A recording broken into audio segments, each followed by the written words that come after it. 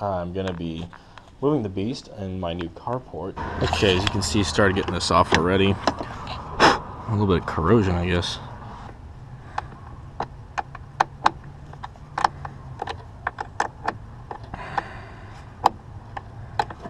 Come on, baby.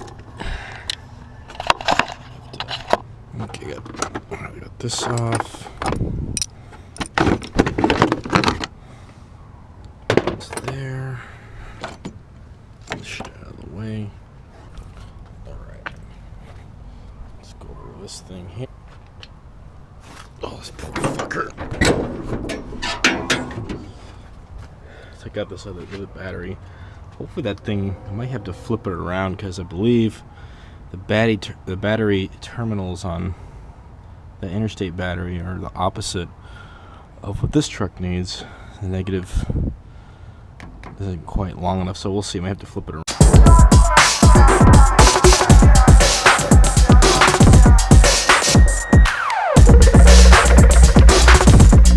Okay, so this is all hooked up. See if I can fire it up.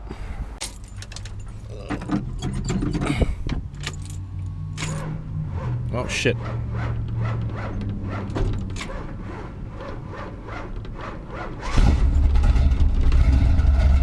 Oh, it's working. Not sure why that battery was so weak.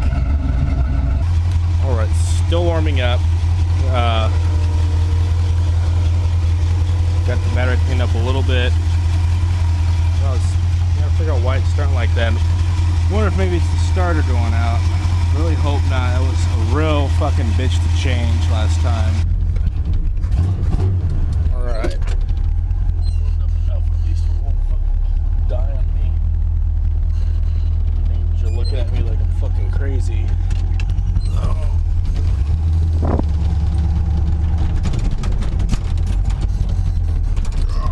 There we go. And look at that. I get to work under a fucking patio, like civilized. Kind of stepped up a little bit. Huh. Kind of funny it was starting like that still. I'm just really curious to see what it is.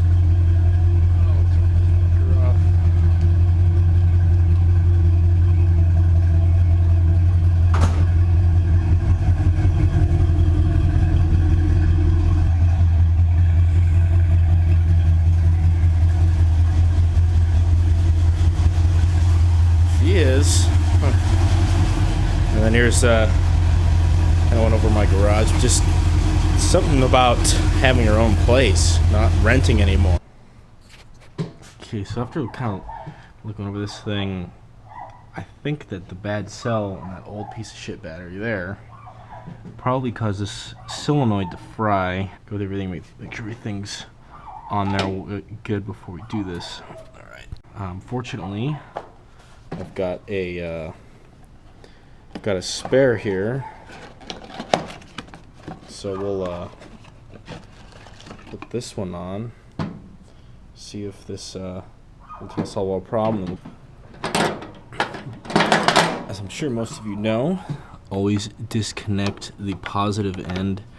I had a dumb moment a few months ago. Left this actually plugged in when I was trying to get one of these screws in the back. It was wobbling around. It wasn't getting a good ground. And so, actually, find the socket here. So you can see on the socket, actually welded it to the side of the truck, the engine bay. I felt like such a dumbass afterwards. It scared the fucking shit out of me. But never forget that now. So, okay, I got it all hooked up. Kind of clean the connections a little bit before I put everything back on. Okay, we're gonna try and see if it starts. Okay. Moment of truth. I want to do this before it gets too late. I'm gonna piss off the neighbors. It's only about 8 o'clock.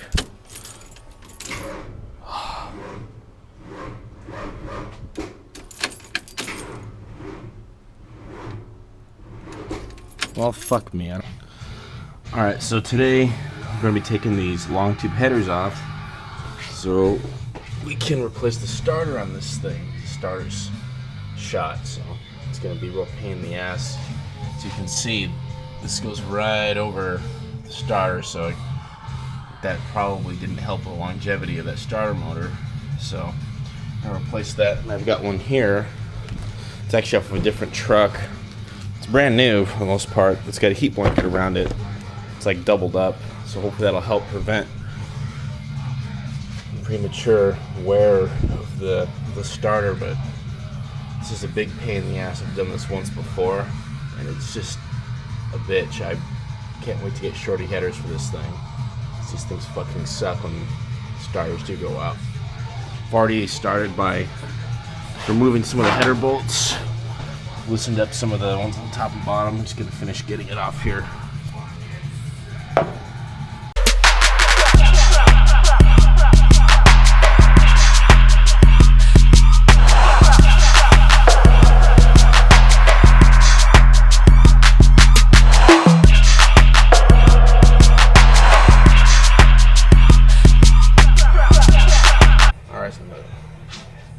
Loosen some of these bolts in the starter here.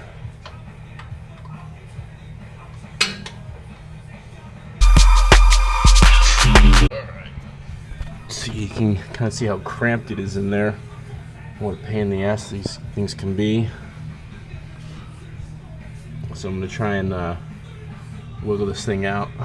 Alright, so we've got the header completely off. It's just kind of in there. It's really difficult to get out with the starter still in here. So I'm just loosening the bolts. This is the last one on the starter. Hopefully this thing will just drop out. Alright, hopefully this is gonna just fall right out here. There it goes. Oh wow. I guess that's maybe why it was fucked up, huh? Jesus. Huh. Alright, see if I can get this thing out. Smash my hands.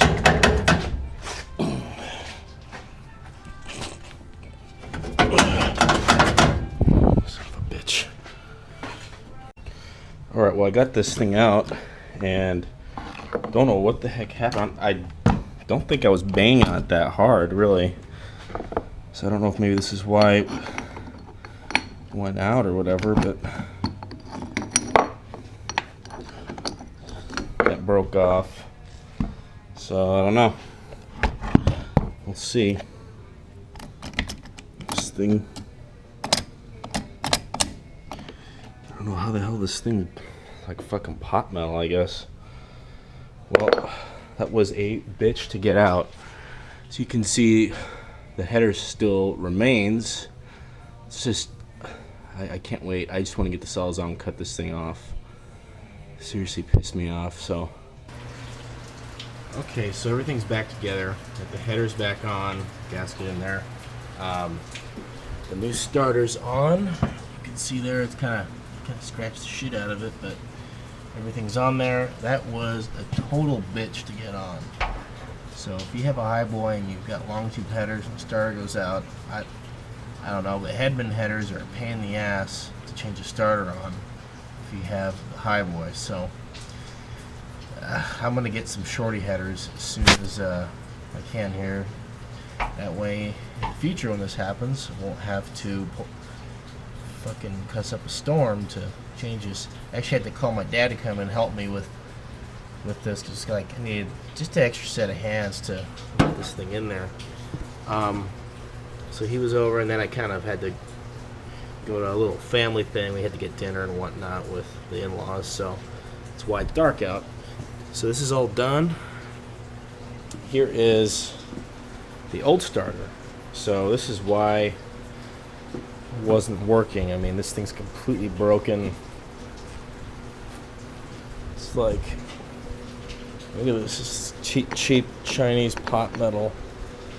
This is like fucking made in China bullshit. Okay, well, the one there is made in America. It's got a lifetime warranty, so you had to unbolt the header, drop the thing all the way down, take the starter out. I got the starter out okay. It was a little bit of a little pain in the ass, but not as bad as getting it back in. So you have to start the headers down all the way, and then get the new starter. You're gonna have to place it around here where the headers are at, and you have to push the headers and the starter up at the same time. Except with the starter, you have to angle it so it's up like this, and then as you get up further, closer to the floor of the flywheel where it needs to go, you have to turn it like this. So it was a total pain in the ass. I just needed a second set of hands. Fortunately, my dad was able to come help me with it, so that's that. I'm going to be getting the Sanderson shorty headers too, so that in combination with a new heat blanket for the starter should hopefully prevent any heat from excessively wearing it. I mean, who knows, maybe the excessive heat from that causes it to crack or whatever, but I don't know. If you've got a Highboy, you know, these years with an FE, I just stick with the exhaust manifolds or get some Sanderson shorty headers. I mean, the Longtube headers are cool, sound good with a one-chamber Flowmaster and everything, but it's just a pain in the ass. I mean, everything's a pain in the ass about these. I had to change this before, and I literally had to hack away the header. For example, this one here, let me put this light down. First time I changed this originally, this expansion chamber is probably back to about here, so I literally had to get a hacksaw and just chop it off so I could get it out, and it wouldn't allow me to maneuver enough to get the starter out. So I don't know, maybe some of you guys had some better luck, got some pointers or something for people who've got long tube headers, but my advice is don't get them, or get shorties, or preferably get the fender well exit headers that come out right here where that hole is at. That way it comes out down here, sounds badass, you get the benefit of the long tube headers, it looks sick, and don't have to worry about it cooking the starter. So that's that. Next step is going to be, next week's going to be getting the battery and then firing this thing up. And it's been raining here in California. It's been raining for the past, I'm going to say, 5 days. So it's just soaking everything. I kind of put this cardboard up because the water's splashing over here, and it's so humid that it's just, everything's soaked. Okay, finally everything is done. I got my new battery, new starter solenoid, got a new relay for the fuel pump. We fixed the shorts on the ignition control module. We also replaced the wires that had frayed and were causing a short from the ignition control module to the coil. So that is all fixed. It's been quite a busy past few days working on this thing. Replaced the ignition, replaced the rest of this stuff here. The biggest problem we had was fucking replace all that shit, and the fuel pump wasn't working. It's an electric fuel pump, and you turn the key over to accessory, and it wasn't working. I'm just kind of like, what the hell is going on? You know, why isn't this working? So after a day of troubleshooting, found out that the switch to turn the relay on comes off of the electronic choke, which was also triggered from the ignition. This connection here, which runs from the electronic choke over to the relay, was not working. It was not getting any voltage from there.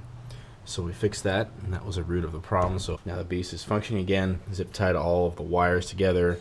It's all the way. It looks fairly clean compared to how it used to be. So yeah. So everything's done and fixed. But, hey, a lot of shit's been replaced, so it'll be a while before anything happens again, at least as far as the wiring's concerned.